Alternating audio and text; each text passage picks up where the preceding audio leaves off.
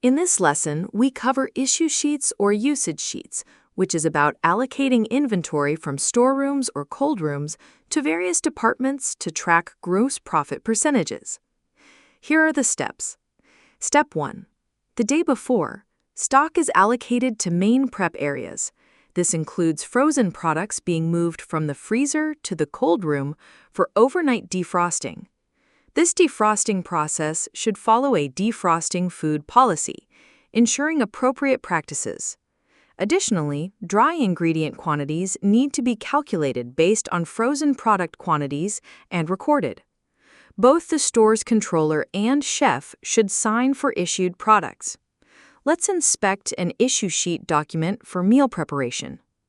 The document should include the following: the department name, in this case, the main kitchen department, the date of the stock issued, the product name, this can be further split into different products by mealtime, a column for temperature check, applicable for relevant freezer or cold room products, a time column to record the exact time the stock was issued, an issued quantity column, and 2 columns for signatures, one for the employee dispatching the stock and the other for the employee receiving the stock. There should be at least one issue sheet document for every department at your unit. Doing this will assist with potential queries should they arise and make the capturing process more efficient. Step 2. The day of. Additional stock can be issued or returned. This includes consumables or cleaning materials, and any unused stock should be returned to main stores, signed for by both the store's controller and chef. Keen-eyed students would have seen an additional column for returned stock, but let's take another quick look at the issue sheet again for clarity. The returned quantity column can be used to return stock, and both the relevant employees would sign this document again as confirmation. Step 3. Issue sheets must be captured onto the stock sheet.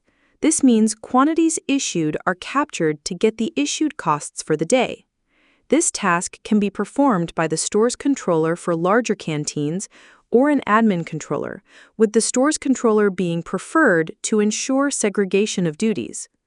This process is outlined in the Issuing Raw Materials Policy. Let's take a look at our stock sheet again, focusing on the Issued Stock section. In our example, we have the Issued Stock section included in our main stock sheet, but in some cases, you may want to have a separate spreadsheet to record your issued stock.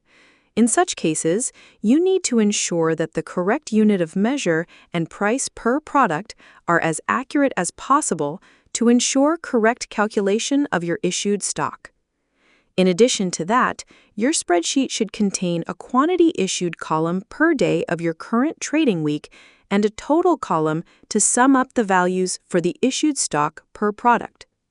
It should also calculate the total value by multiplying the total issued quantity by the product price. This total value can also be referred to as your actual consumption and will be compared to your theoretical consumption value once the closing stock has been captured. The calculated difference between actual consumption and theoretical consumption is known as the consumption difference. We will look at this again in more detail in the closing stock lesson. Let's take you through the issue sheet process on stock flow before looking at the policy documentation. From the left-hand navigation menu, click on the Issue Sheet tab. On the right-hand side, click the button New Issue Sheet. Next, select the current trading week dates for which you are processing. It's important to select the date after your previous closing stock take date, as stock flow uses this to calculate your stock on hand quantities and weighted average prices based on your opening stock. Select your issue sheet date for which you are processing as well and the department you are issuing stock to. Use the filter options to find the product or navigate through the various pages on the list of products. You will see the stock on hand quantity as well as the unit of measure and the price per product if you have selected the correct trading period. Input the quantity issued for your product and click on the plus icon to add the product to your issue sheet. Continue this process to add all your products to your issue sheet. You will see your progress on the right-hand side. Once you are complete, click the Save button. You also have the option to save and continue should you wish to continue without completing the entire issue sheet. To view the list of all issue sheets, close this window and navigate to the Issue Sheet tab. Select the trading period dates to see all the processed issue sheets. That takes care of the issue sheet administration. Now let's take a look at an excerpt of a policy for the issuing of raw materials. The policy can include, but not limited to, handling of specific raw materials. Allergens. A strict allergen control program must be in place. Allergenic materials must be stored, handled, and dispensed in a segregated area to prevent cross-contact with non-allergenic materials. Equipment used for allergens should be dedicated or thoroughly cleaned and inspected before being used for other ingredients. Refrigerated and frozen materials. The temperature of refrigerated and frozen storage areas must be monitored and recorded. These materials should be handled quickly to minimize time spent in the temperature danger zone. For frozen items, there should be no evidence of thawing and refreezing. Dry goods. Dry goods should be stored in a clean, dry, and well-ventilated area free from pests. Packages should be inspected for any tears or signs of moisture. Documentation and traceability. The storeroom personnel who dispensed the material and the production personnel who received it must sign and date the material requisition form. All details of the issued raw materials, including their lot numbers and quantities, must be recorded in the batch manufacturing record to ensure full traceability. Transfer to production.